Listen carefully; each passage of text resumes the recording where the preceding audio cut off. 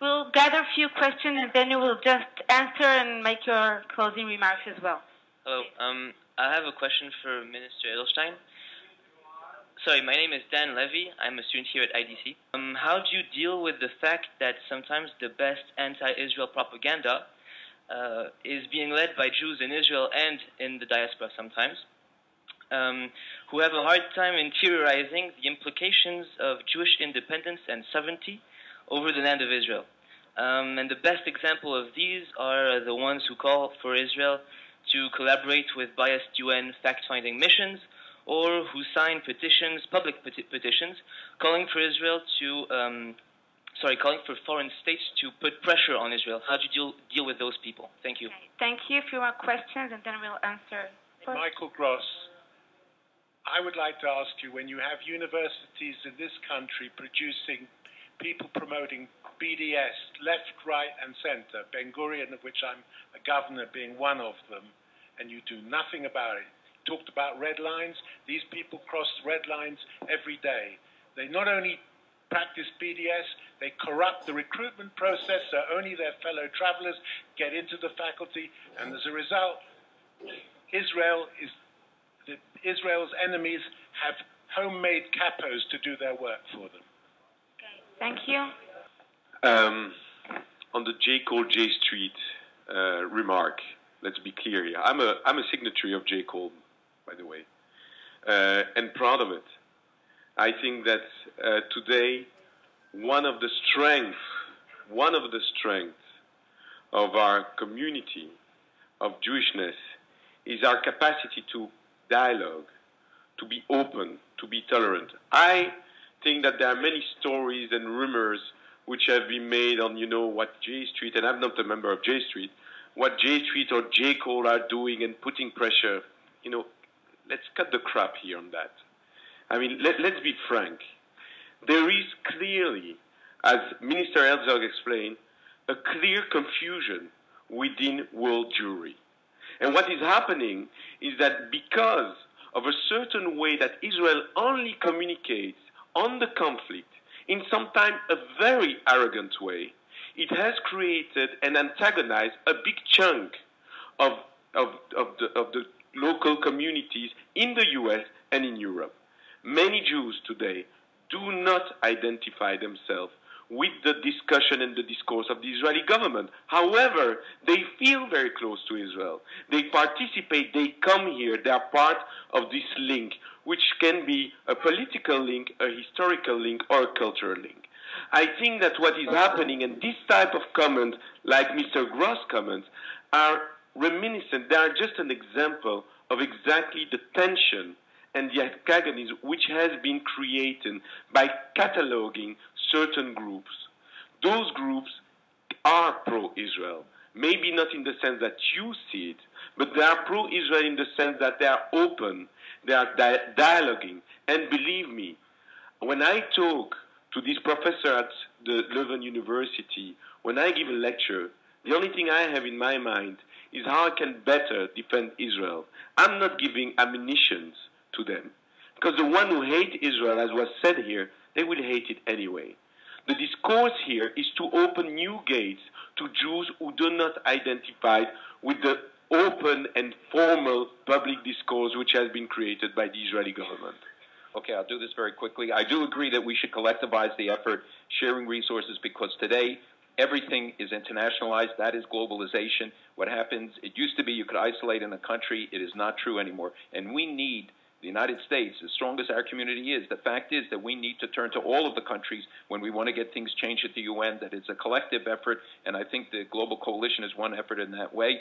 Creating the narrative is very important. But it's not just for Jews. We also have to look at non-Jews. And when a letter to the editor has to be sent or a protest, it would be good if the head of the Jewish community and the ambassador wrote, but also if leaders of the general community would make their voices heard. The fact is that we do have the best PR pros mobilized in the United States. The Arabs spend hundreds of millions of dollars, the Saudis over the years. They are 10% in standing in the United States. So it's not just hiring PR people. It's having good publicity, good efforts, in addition to having the best expertise available. I think that the question of optimism and pessimism, an optimist says this is the best of all possible worlds, and the pessimist agrees.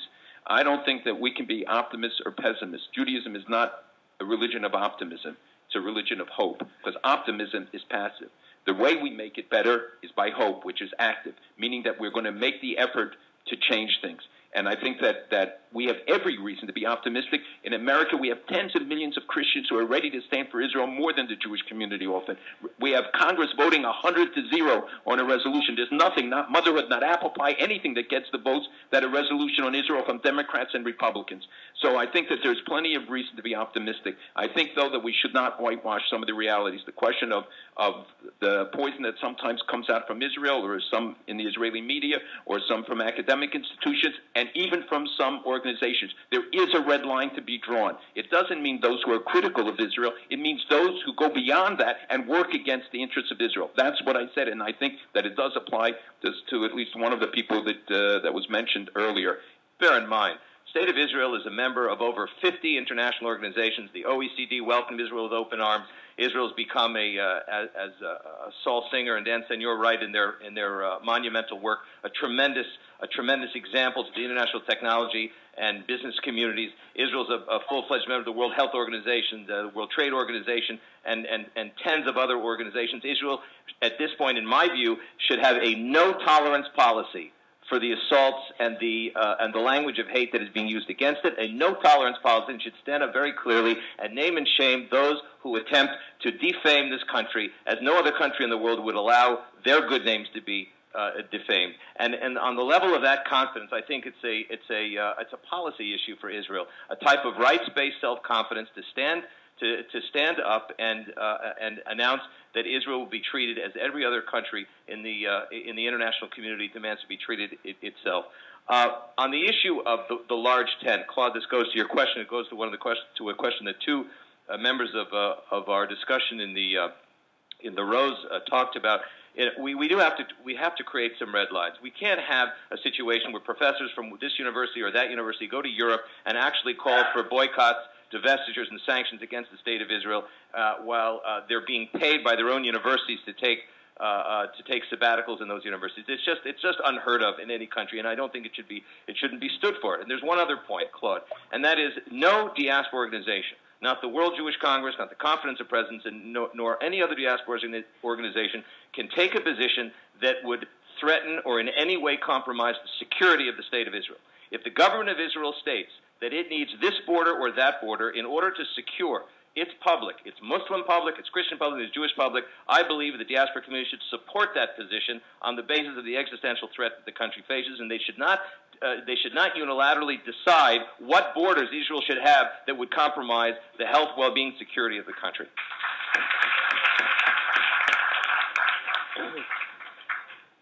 As I said in my opening remarks, this is one of the greatest challenges of Israel and the Jewish people as such. And we have to differentiate between the real challenges and all of the stories around it. With all due respect to all those who want to limit the freedom of academic institutions, that's exactly adverse to Israel's interests and positioning around the world. To all those who think that the right of free speech can be mitigated by, even if it's mind-boggling, it drives you crazy, it hits your blood, and you want to tear these people to pieces. At the end of it all, and with all due respect, I don't see any limitation of an American citizen anywhere around the world who thinks he wants to attack his country. I don't like it, I hate it, but please make a difference between who our real enemies are and the rest of the story. Our real enemies are out there, and they're just waiting for everybody to crawl around here.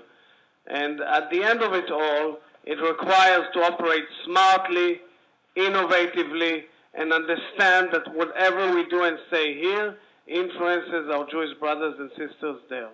I hope I won't sound terrible, but I will say that somewhere down the line, I think there should be certain limits to what one says and does, especially, not what one thinks, God forbid, but to what one says and does in terms of its own country. They mostly exist. The question there should be whether they should be legislated. In many countries, the social atmosphere, I'm talking about the United States for that matter, the social atmosphere is such that there are certain limits that kind of don't need legislation. It's not the case here in Israel. And I hope sincerely that there will be more realization that by the same token in one of the universities, when a professor says something on a certain issue, something very stupid and unacceptable, he is fired the next day without even having a chance to talk to the president of the university. And when in the same university a professor says that Israel is a Nazi state and all Israeli soldiers are Nazis, we can't fire him because it's a free academic world.